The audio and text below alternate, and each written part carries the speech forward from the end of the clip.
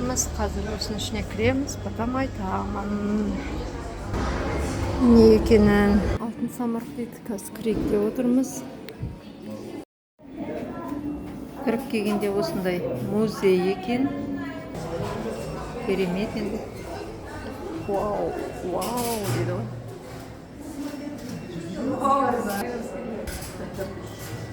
Мәссаған.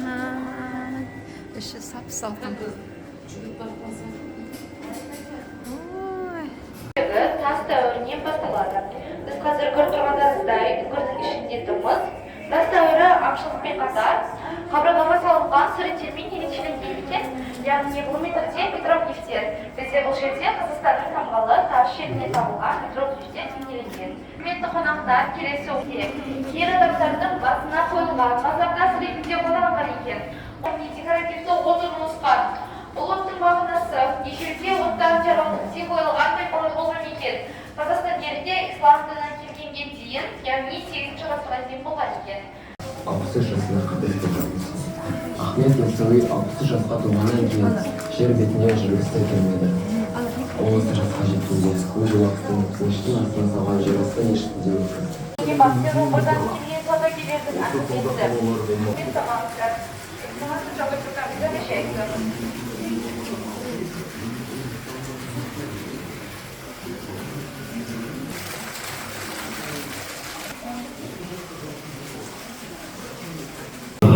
Азияның ортасы болған. Қазір Қазақстан деп белгілі болған осы жер көптеген адамдарды жинады. Олар өз хикаяларымен бірге келді және жаңа әңгімелермен аңыздар жасады.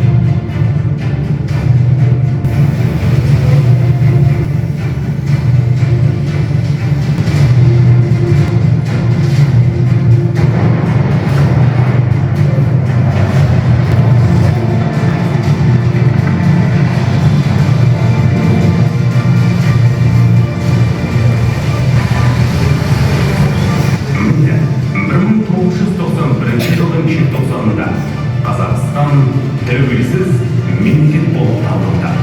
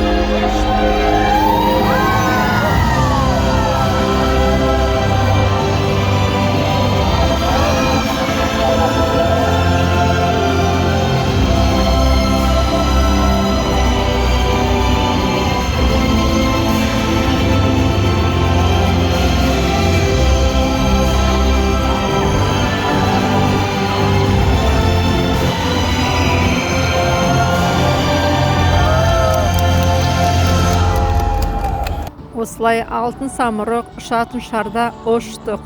Керемет ұштық, керемет әсерде болдық. Өте тамаша, осылай суретке түсіп алдық. Станет 40 градусов. Время 12. Нас вот так вот поливают. Прохладно. Думаю, что дождь идет. Біздің окнадан осындай су шашылып тұрады. Осы жерден су алып жатырмыз. Колодецтен екен су. Осындай газон, сондай күшті жерде тұрмыз.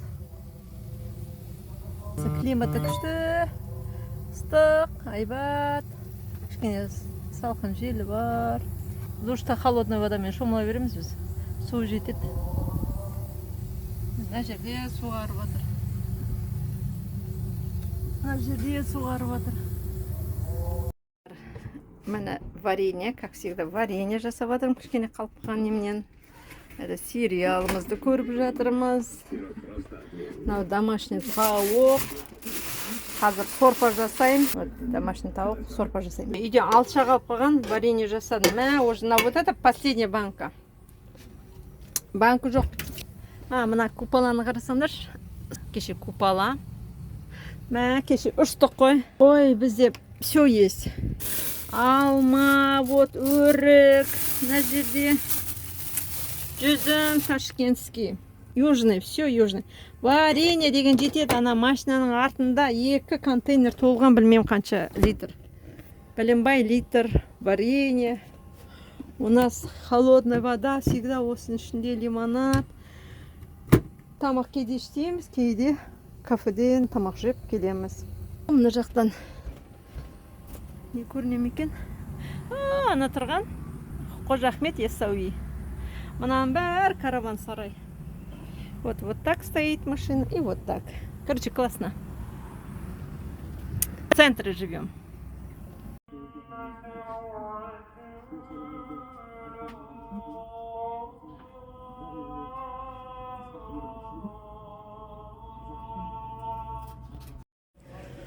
Түркістан Қожа Ахмет Яссауи мешіті. Осындай көне құмыралар, майшамдар. Өте көне. Бәрі табылған кезінде. Бір мешіттің осындай бағанасы. Өте көне кітаптар. Енді керемет енді бар ғой. Музей ғой, музей.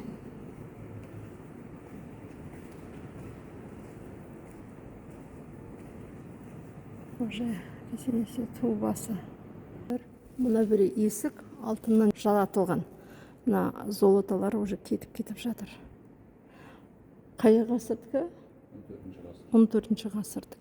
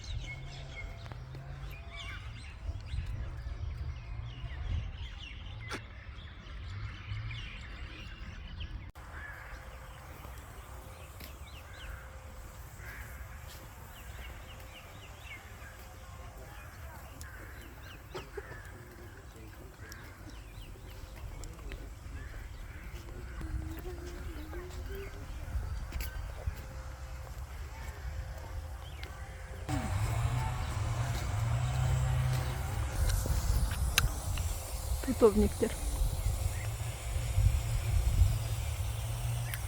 Путовниктер көп екен.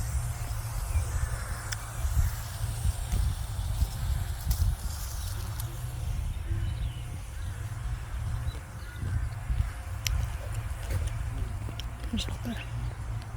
Түйемен кататься ететін жер.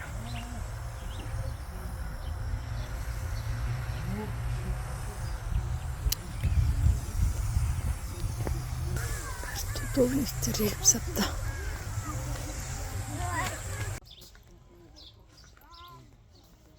Вес роза деген. Міне. Өте әдемі. Гүл екен, гүл. Осындай роза. Роза ғой, роза. Сөзім жоқ енді, керемет. Гүл қалай екен ғой, гүл. Біз тамақтанайық деп отырмыз, бір жерде отырмыз. Вот такие у меня тамақ на сегодня, каркаде, шай ішем газонаводпен и окрошка. Окрошка, сырный и вот такой. Осылай түскі асымыз керемет болды, өте тойымды, дәмді. Түскі ас демекші, кешегі ішкен тамағымыз европейский кухня. Астау деген ресторан туралы қазір ол вообще қызық болды ол. 24 мыңға тамақ іштік. Не жегенімізді білмеймін. Бір түрлі деген тамақты әйтеуір. Бір аға нан кесетінге, ет кесетінге алып келді, әкеп берді бізге. Отырмыз, рахмет. Отырмыз енді осы жерде тамақ ішіп. Мына креветкені жемей жинап қойдым ары қарай. Қорқып отырмын, бабай сияқты. Рахмет әйтеуір бірдеңе тамақ енді біздік емес, но енді.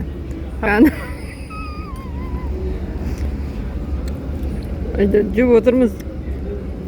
Қазақтың тамағына жетпейді ғой. Оның үшін іліна бар екен енді хоть так. Фри алдырттым. И чесночный хлеб с сыром. Қазір тағы бір тамақ. Дәмді ме екен? Дәмді деп айтамын. Не осындай қызық болған. Астау дегеннен кейін кіргенбіз ғой, бір жақсылап тамақ жейік деп. Сөйтсек осындай тамақтар келді, әйтеуір тоймадық, әйтеуір жедік, Жанат сиырдың етін алып жеді, бір копченый сияқты бірдеңе келді. Маған тауық етін деген, маған тауық етінен алып келді, әйтеуір менюді қараған жоқпыз, қарнымыз ашқаннан кейін. Не бар, алып келіңдерші, маған тауық еті, Жанатқа сиырдың етінен тамақ әкеліңдерші дедік. Әкелді, осылай қойып. Бір қызық болды осы бір. Өзіміздің тамаққа жетер жоқпыз. Маған Түркістан қатты ұнады. Мына балалардың шомылған не деген бақыт десеңші мына. Не деген бақыт мына. Не деген әдемі жер. Су деген жетеді. Мен өзімде шомылдым ғой осы фонтанға. Керемет енді. Кетін сулары мынандай екен. Арқасында түсе бересің. Үстінде біреу. Мынау кішкентай балаларға. Каждый бір 50 метр сайын.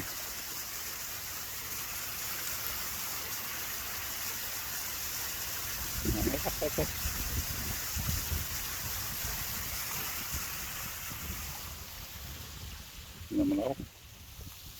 Оң жаққа келесі тұр.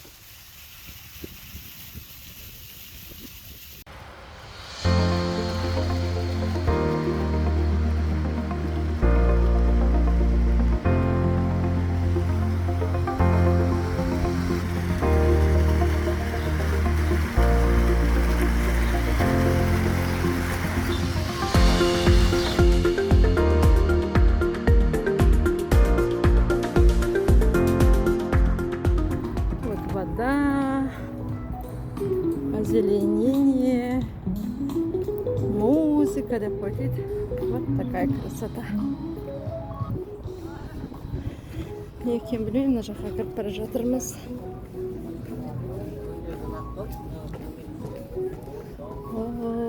Салқын іші. Жанат, давай кофе ішейікші. Была, не была деп. Кофе ішейікші. Короче, Магнум здесь. Вот такая всякие сотовые намналар. И мына жақтар. Туалеты. Жатырмыз. Мына біреу массаж істеп жатыр. Дәңгі. Мына шақылдап тұр, массаж істеп жатыр.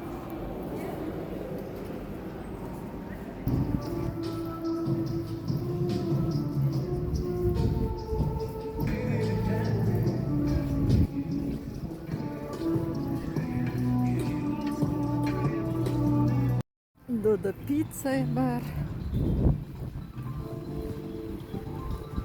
Қалада отырып жесе де болады.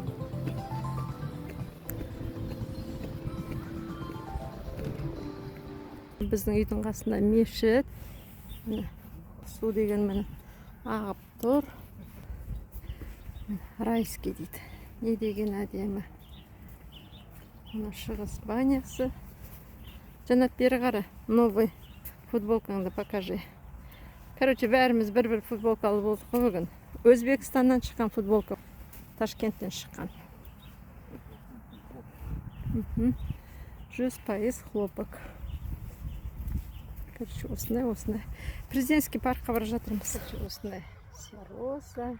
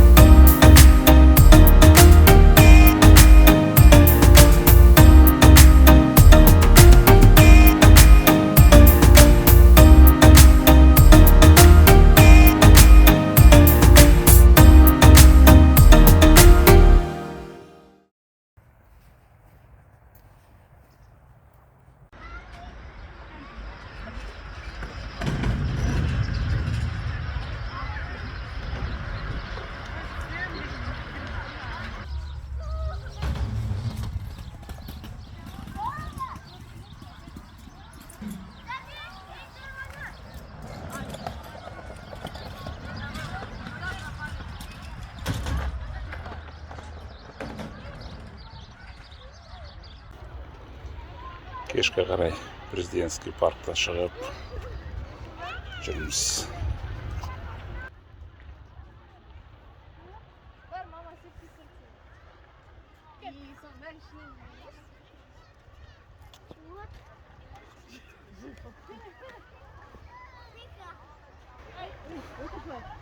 Үлкен бугор такой, круглый бугор сияқты.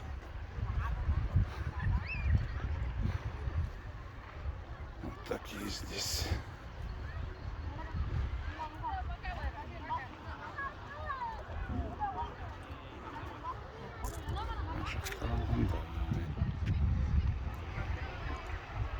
Тоже отметки свои.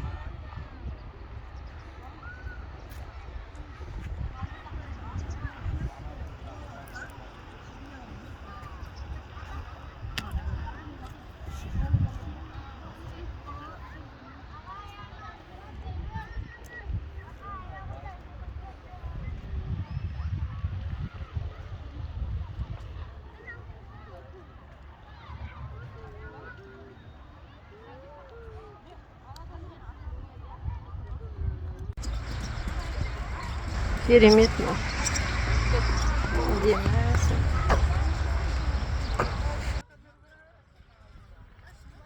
Бұл Қожа Ахмет Яссауи кесенесі, осындай биікте тұрмыз.